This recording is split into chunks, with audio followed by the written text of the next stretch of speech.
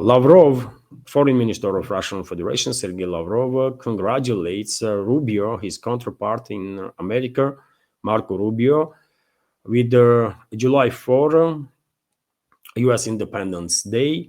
And I will join these congratulations. I will congratulate people of America with this national celebration. And I wish them to be successful in attempt to reclaim their own country and decision making in their own destiny. I really hope these pro-American, America First forces in US will succeed and they will manage to reclaim their own country. That will be good for US citizens. That will be good for the rest of the world. I'm 100% convinced about it, because probably many of you will agree with me, dear friends, that US did become, especially after 50s and 60s, definitely become a sort of a tool in hands of globalists and their allies inside the US itself to achieve their geopolitical goals, right? And US was used for, and abused, by the way, for decades and decades and decades as a sort of enforcer of the globalists. While country was neglecting, or political leadership of the country was neglecting national interests of their country, which is based on fundamental interests of the people, right? That's how it's supposed to be. So, yes, congrats to US citizens, and I really hope they will manage to reclaim their country. When it comes to statements of Lavrov, by the way, we have few quotes from him. I look forward to our collaborative efforts, further enhancing bilateral relations in a constructive direction. I take this opportunity to wish the American people to follow the path of peace and prosperity, Lavrov said in his congratulating letter to his American colleague. And of course, dear friends, we have to talk about our phone conversation that happened yesterday between Russian President Vladimir Putin and US President Donald Trump.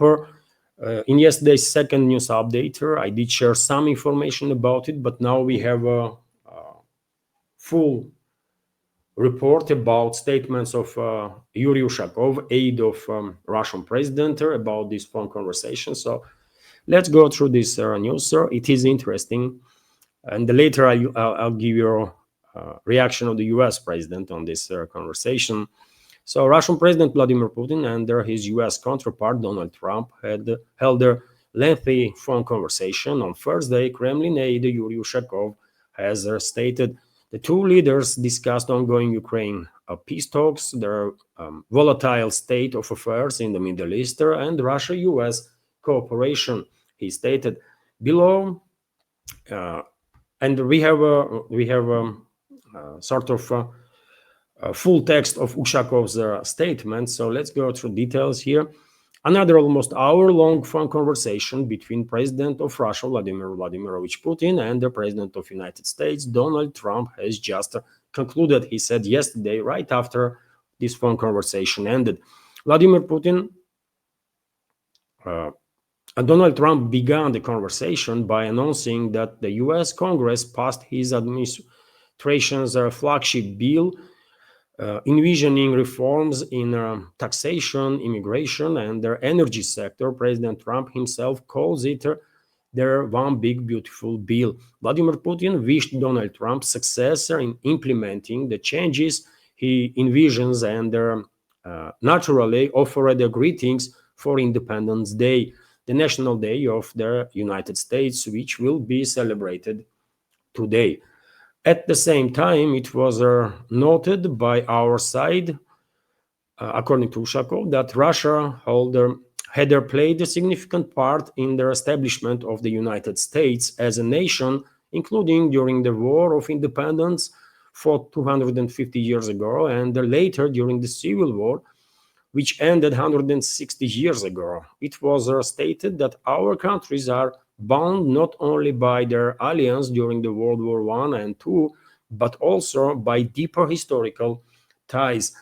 And while this is true, by the way, I really don't think Trump cares about history that much, or even knows that Russia was actually assisting founding fathers of US, let's say, to achieve success in their endeavor to create this country, right? And Russia was also assisting Washington during their civil war. Incidentally, Vladimir Putin mentioned that just before speaking with Donald Trump, he had a conversation with the representative of Russia's business community.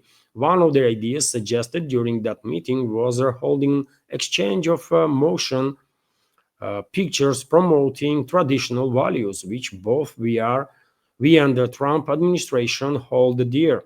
President Trump reacted immediately and said he liked this idea. There was a detailed discussion of the situation surrounding Iran and the state of affairs in the Middle East. In general, the Russian side emphasized it was crucial to settle any and all contentious issues, differences, and conflicts exclusively via political and diplomatic means. The two leaders agreed to maintain contact on the issue between their respective foreign services, defense ministers, and the presidential aides. The latest developments in Syria were addressed as well. Similarly, the Russian and the US sides intend to continue the dialogue on the matter. Naturally, there are issues surrounding Ukraine were also discussed. Donald Trump has once again raised the issue of ending the hostilities as soon as possible. He once again spoke, I guess, about the 30-day ceasefire that globalists are actively pushing, by the way, because Kiev regime, their proxy Kiev regime, is desperate and desperately needs some break, right? But I guess Russian president shut down that conversation immediately because Moscow was very clear, by the way, in many occasions that temporary solutions are not something that Russia is looking for, right? We need an end of their conflict for long terms or forever, hopefully, right? And that requires root causes to be addressed. Temporary measures will not resolve the issues, right? In turn, Vladimir Putin noted that we still continue the search for political negotiated solutions to the conflict. He informed his counterpart on the progress in implementing the humanitarian agreements reached during the second round of direct Russia-Ukraine talks held in Istanbul. He also noted that Russia was willing to pursue negotiations. Additionally, the president of Russia said that Russia would strive to achieve its goals, namely to eliminate of their well-known root causes that led to their current state of affairs, their bitter confrontation that we are seeing now. Russia will not back down from these goals. That's what President said, and that's what I predicted that he would say, right? So while exchanging views on bilateral matters, the two sides confirmed their mutual interest in implementing a number of promising projects in economy, notably their energy sector and the space exploration. Overall, I would like to point out that the conversation between the two presidents has, as always, shown that they are on the same page. It was candid, business-minded, and concrete. The two presidents will naturally continue communicating and will have another conversation soon. Ushakov stated in regards to these talks between the two presidents, very diplomatic, kind languaged statements from Ushakov while he was describing conversation between the two leaders. Obviously, many details cannot be said publicly, understandably so, because presidents quite often, I guess, are having a conversation about some classified stuff that will stay classified. But that's the Russian attitude, by the way, that conversation was not bad. Not bad, right? But, well, Trump was not happy, by the way. While the Russian side is characterizing these talks as something of positive, Trump seems like was not happy with this conversation. And he said it while talking to a journalist. I mean, we have this report from TASS News Agency, for example, that Trump says he is not satisfied with their situation around Ukraine.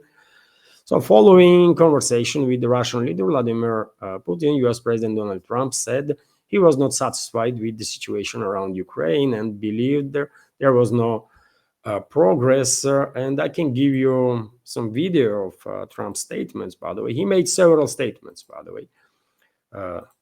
I'll give you now this one, which is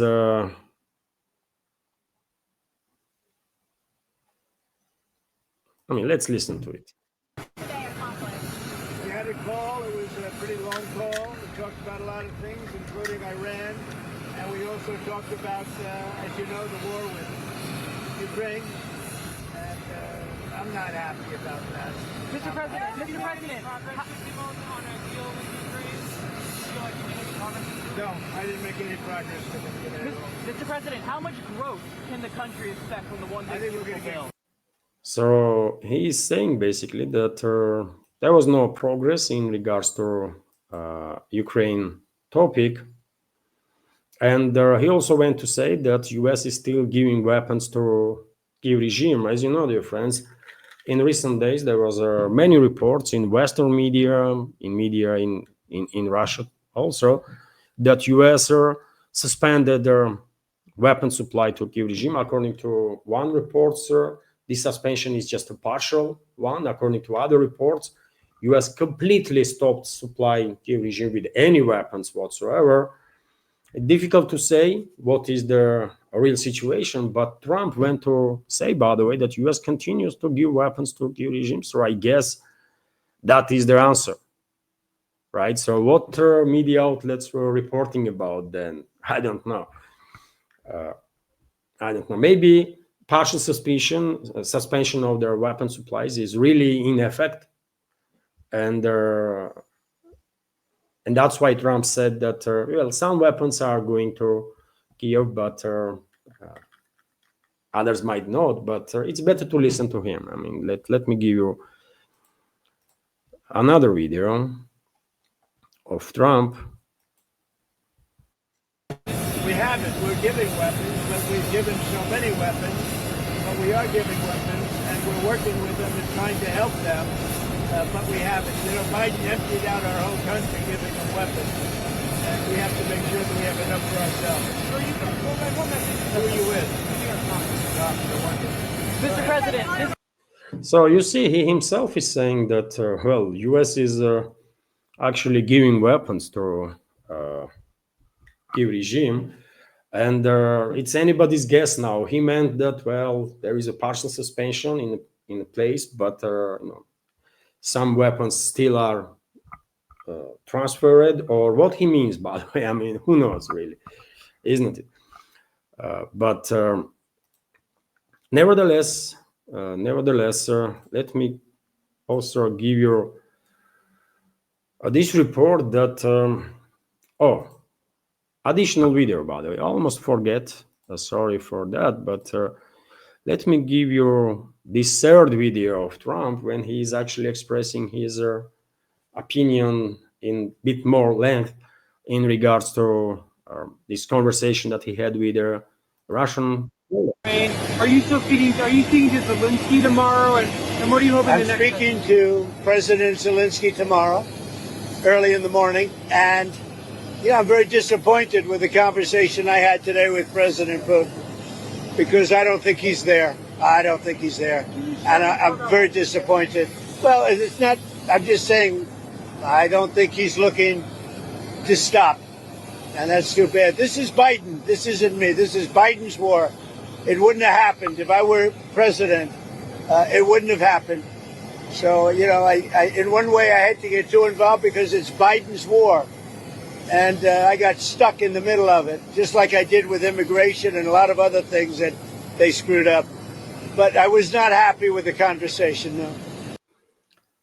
So that's the reaction from Donald Trump, by the way, that he is not happy.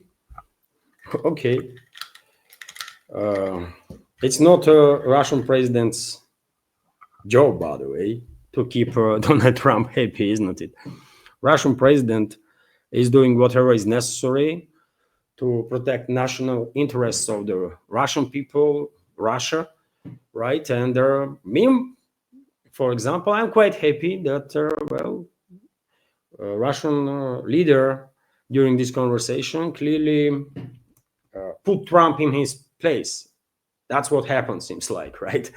And well, if Trump is not happy about it, then well, there is a cold water in a tub, I guess, in White House. He can drink it and chill a little bit, right? So now questions might arise. What should we expect next? Further escalation, or US will just walk away from this crisis, from this proxy war that US was actually leading charge, right? And yet again, it is anybody's guess what White House gonna do. If America First forces reclaim initiative in Washington, then in that case, US will probably go ahead with their de-escalation and eventually will distance itself from this proxy war that globalists are waging against Russia.